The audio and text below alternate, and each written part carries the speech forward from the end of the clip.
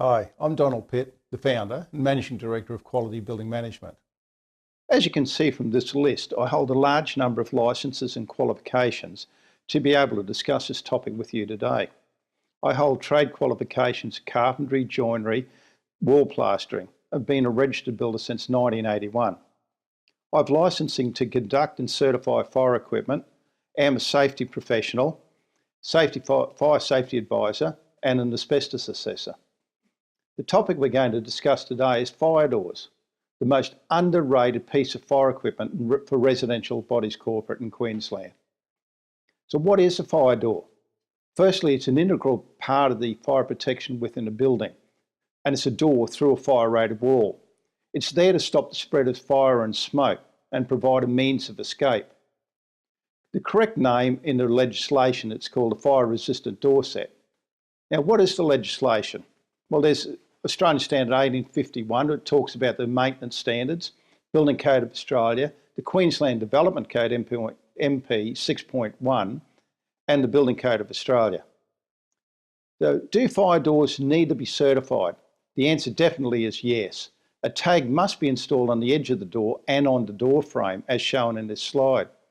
The tag must supply the following information as listed here, giving the year of manufacture, the fire resistant level, and so on. So do fire doors need to be maintained? Again, yes. For residential components, they must be inspected at least yearly. And do you have fire doors in your building? Well, look, if your building is 2 levels or above, there's almost certain that you'll have fire doors in there. So do bodies corporate take fire doors seriously? The answer is no. So the majority of strata complexes definitely don't maintain their fire doors, and a large number of fire doors are damaged, and the tags are missing off either both the door and the frame. So why don't I take it seriously? Well, firstly, fire doors are used every day. There's lack of knowledge about the seriousness and consequences of not maintaining fire doors, and no one really takes notice that their unit door is a fire door. They're in and out every day. They don't understand it. It's an integral part of the fire protection system within the building. So there's general complacency. And unfortunately, some bodies corporate just want to save money. So where have bodies corporate been failing? Well, fire doors haven't been tested, and in many cases, they're poor or even broken. They're in poor condition and broken. So fire doors also have deadlocks fitted, so that, I'll rephrase that, dead bolts fitted, which means that when the bolt is out, the door is not self-closing. And talking about self-closing, the self-closing mechanisms aren't fitted or they're broken. And of course, maintenance records, if they have been conducted, aren't held on site. So what do you need to do? Well, firstly, you need to identify all the fire doors in your complex and report on the condition of those fire doors. And then ensure that all the fire doors are tested and maintained yearly and the records are held on site. You've got to keep those records, of course, in the fire cabinet or in a place where it's protected from the effects of fire.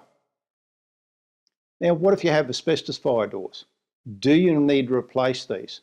The answer is no, if they're in good condition. So can asbestos escape from the doors? Again, no, providing they're in good condition. But you can't do anything. So you've got to leave the asbestos fire doors alone. There's no drilling, sanding, cutting, or anything, because the asbestos fires will be released. All you can do is paint them. So what if you don't comply? Well, naturally, there's legal considerations.